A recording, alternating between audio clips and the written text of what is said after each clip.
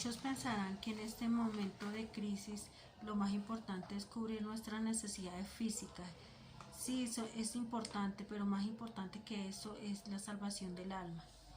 Eh, hay una palabra en la Biblia que es muy escuchada y dice: conocerán la verdad y la verdad los hará libres. Está en Juan 8, del 31 al 32.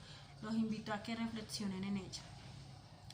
En esta ocasión pues vengo a hablar de verdades bíblicas confrontadas con la religión, en mi caso con la religión católica, ya que yo pertenecía a ella. El tema que voy a tratar en esta ocasión es de la perpetua virginidad de María. Y no vengo a hablar mal de ella, no vengo a deshonrarla, no vengo, todo lo contrario, a acercarla más a nosotras como mujeres, ya que ella fue esposa y fue madre. Pero se nos ha dado una imagen falsa y errónea, porque no es bíblica, de que María es madre de Dios. En ninguna parte de la Biblia dice eso. De que María bendice ni salva, tampoco lo dice. María no tiene potestad para hacer eso, pues ella no fue la intercesora entre Dios y los hombres, sino ha sido Jesucristo. Él fue el que fue crucificado. En esa cruz del Calvario, Él fue el que se hizo mediador entre Dios y los hombres. También dice la Biblia que es el único nombre dado a los hombres. Entonces no hay fuera de Él ningún puente que nos comunique a Dios. Quiero también empezar con una reflexión acerca del matrimonio de María y José. Dice: pues es imposible pensar que el creador del universo y de esta maravillosa naturaleza, y también del sexo, haya permitido un matrimonio donde no se tengan relaciones sexuales, sabiendo que Él mismo los creó para un hogar creyente y sano. Entonces, en Génesis 9:1 vemos, dice: bendijo Dios a Noé y a sus hijos y les dijo: fructificad y multiplicaos y llenad la tierra. Aquí vemos que no solamente somos llamados a reproducirnos, sino también a vivir en prosperidad y en armonía, porque la voluntad de Dios siempre es buena, perfecta y agradable. Eso sería contradictorio con el hogar que nos vendieron de José y María, de que no se consumó nunca el matrimonio, de que no vieron hijos. Sería algo totalmente contradictorio, y Dios nunca contradice su palabra. En Mateo 1, del 24 al 25 dice: y despertando José del sueño, hizo como el ángel del Señor le había mandado y recibió a su mujer, pero no la conoció hasta que dio a luz a su primogénito y le puso por nombre Jesús. Ahí podemos sacar dos cosas. Se supone pues que ya la conocía, porque era su mujer. Entonces la palabra utilizada es conocer, pero no es como conocer como nosotros la entendemos, sino se refiere a yada, que en el hebreo, que significa experimentar, tener un encuentro, intimidad. Entonces ahí vemos que se refiere a la intimidad. No había tenido relaciones con ella íntimamente hasta después de que nació su primogénito, que era Jesús. También se utiliza la palabra primogénito, que se refiere al primero, que nace de primero, mas no se menciona la palabra unigénito, que significa único hijo, palabra que sí es utilizada en Juan 3:16 para referirse al Hijo de Dios. Entonces ahí vemos claramente la distinción que se hace. Jesús era el primero de varios, mas no el único de José y María.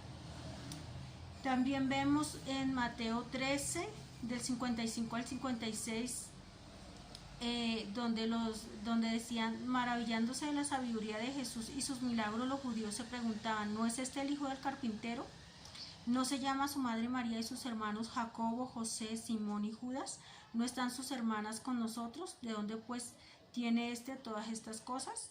En Mateo, ahí encontramos de que se menciona claramente los nombres de los hermanos de Jesús, y también se menciona que tuvo unas hermanas, pero no se especifica cuántas ni sus nombres.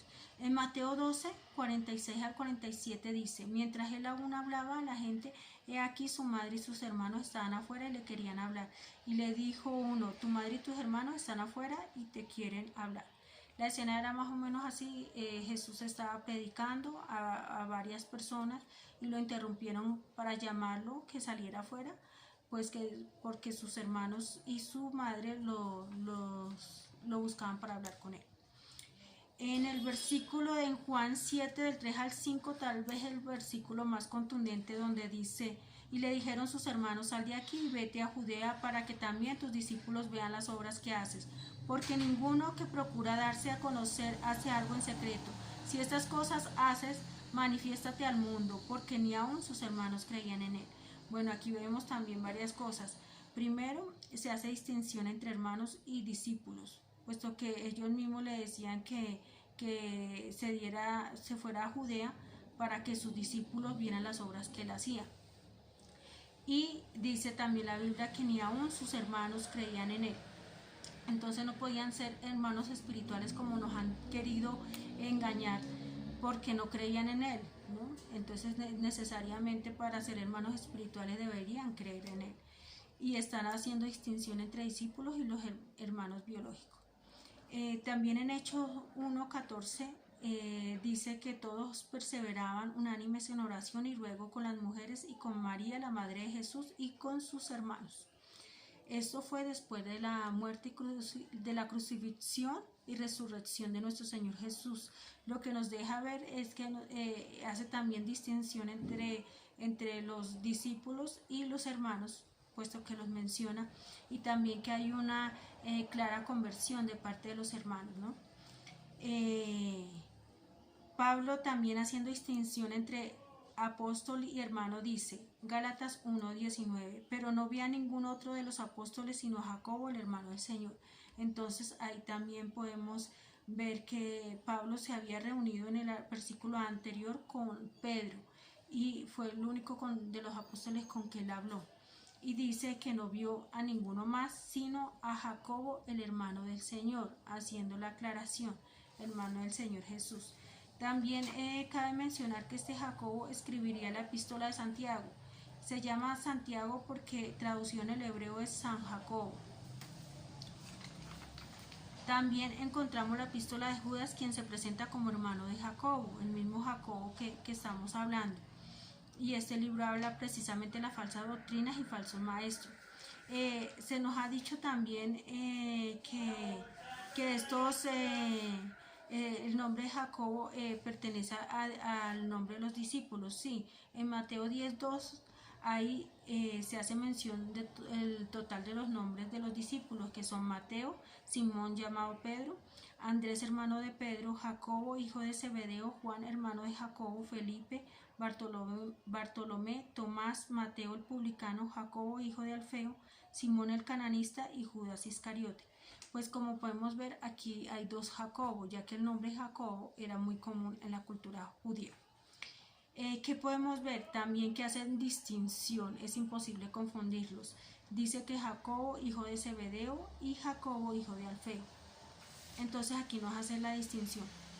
También en Mateo 55 al 56 dice, estaban allí muchas mujeres mirando de lejos, las cuales habían seguido a Jesús desde Galilea sirviéndole, entre las cuales estaban María Magdalena, María la madre de Jacobo y de José, y la madre de los hijos de Zebedeo, o sea, lo cual nos dice que no era el mismo Jacobo, o sea, no era el mismo Jacobo, porque aquí hace una distinción entre María, la madre de Jacobo y de José, que es la madre de nuestro Señor Jesucristo, y se menciona también a la madre de los hijos de Zebedeo, o sea, no es el mismo Jacobo. Si nosotros investigamos e indagamos bien en la Biblia, llegaremos a la verdad que Dios nos quiere mostrar. En la religión católica encontraremos muchas mentiras. También una de esas mentiras es que José tuvo hijo por fuera del matrimonio anterior a María, y que esos son hermanastros de Jesús. Eso es falso, no habla de la unión de José con otra persona, ni de María, solamente tuvieron una unión y eso fue José y María. También se nos menciona el versículo de Juan 19, 26 al 27, cuando vio Jesús a su madre y al discípulo a quien él amaba que estaba presente, dijo a su madre, mujer, he aquí a tu hijo. Después dijo al discípulo: "He aquí a tu madre", y desde aquella hora el discípulo la recibió en su casa. También se dice que si tenía más hermanos, ¿por qué no la recibieron ellos? Y se la recomendó a su hijo, a su discípulo amado. Esto quiere decir, esto es porque Jesús era el primogénito y tenemos que entender que María era viuda, dependía de sus hijos, pero ellos no se habían convertido. Ellos se convirtieron después de la resurrección de nuestro Señor. Entonces, primero no estaban ahí y no habían dado esa muestra como de fidelidad como para tenerla, honrar a su mamá, puesto que el Señor, siendo el primogénito, tenía la obligación, estoy segura de que Él era el mejor cumplidor de la ley de Moisés, tenía que honrarla. Y por eso, debido a esa responsabilidad, Él la recomienda al discípulo amado, pero esto no quiere decir que no hayan habido más hermanos. También se toma el versículo de Juan 2:3 de las bodas de Caná, que se llama a María como intercesora solamente por ese versículo. Y dice que pues se describe como el primer milagro de Jesús, y dice: faltando el vino, la madre de Jesús le dijo: no tienen vino. Jesús le dijo: ¿qué tienes conmigo, mujer? Aún no ha venido mi hora. Su madre les dijo a los que servían: haced todo lo que él os dijere. Aquí pues hay para reflexionar varias cosas. Primero, la respuesta. Yo, aún siendo católica, cuando escuchaba este versículo pensaba, esa respuesta es como un poco áspera. Dice: ¿qué tienes conmigo, mujer? Aún no ha venido mi hora. Es como un poco imprudente de parte de María como haber hecho eso, pues tal vez él tenía ya estipulado cómo tenía que ser todo, digámoslo así, en los milagros y todo esto, pero él, siendo cumplidor de la ley de Moisés y siendo un buen hijo, pues debía obedecerla, y eso fue lo que hizo, aunque le hace esta observación: ¿qué tienes conmigo, mujer? Aún no ha venido mi hora. Más él le obedeció en ese momento, y su madre dijo a los que servían: hacer todo lo que él os dijere. Entonces, también quiero dejar eso de reflexión: porque no hacemos todo lo que él dice en su palabra. La misma María lo menciona acá, y esto no la hace intercesora, porque para ser intercesora hubiera tenido que morir en la cruz. Fue Jesús el que murió en la cruz. Fue Jesús el que fue concebido sin pecado original, ya que él fue nacido, encarnado por obra y gracia del Espíritu Santo. Entonces, si nos ponemos a analizar y a reflexionar, María también es creación de Dios, y fue una gran mujer, virtuosa mujer, sumisa. Pero muchos no hacen lo que ella hizo en esa época, no agradan a Dios de esa forma, sino que la endiosaron, y la endiosaron por causa de la religión. ¿Y por qué la endiosó la religión? Porque a ellos les conviene económicamente, y también porque es plan del enemigo que nosotros nos descarriemos del camino y alabemos al quien no tenemos que alabar. María no tiene capacidad de bendecir, no tiene capacidad de salvación, porque no fue ella la llamada a interceder, a salvar al mundo. Fue Jesucristo. Fue Jesucristo quien fue enviado para esa meta, para esa obra. Entonces, ahí les dejo mi reflexión. En la Biblia también se menciona que solo se ha dado un nombre a los hombres, y es el nombre de Jesucristo. Entonces, por favor, investiguemos, analicemos, porque no podemos seguir en engaño, en mentira, no podemos seguir cegados. Y la verdad nos hace libres. ¿Libres para qué? Libres para amar, para salvarnos, para ayudar a salvar a nuestros hijos, a nuestros esposos, esposas, nuestros hogares. Es necesario llegar a la verdad de Cristo, es necesario indagar. No podemos comer todo lo que nos dan de mentiras, de engaños. Tenemos que filtrar, tenemos que analizar lo que nos dicen, y ahí está la palabra. Hay muchos medios para conocer la verdad, ya no hay excusas. Entonces, ese es el llamado a que investiguemos, a que leamos la Biblia. La Biblia cristiana y la católica son exactamente la misma. Leyendo llegaremos a la verdad de Cristo, y la verdad nos hará libres. Que Dios los bendiga en el nombre poderoso de nuestro Señor Jesucristo.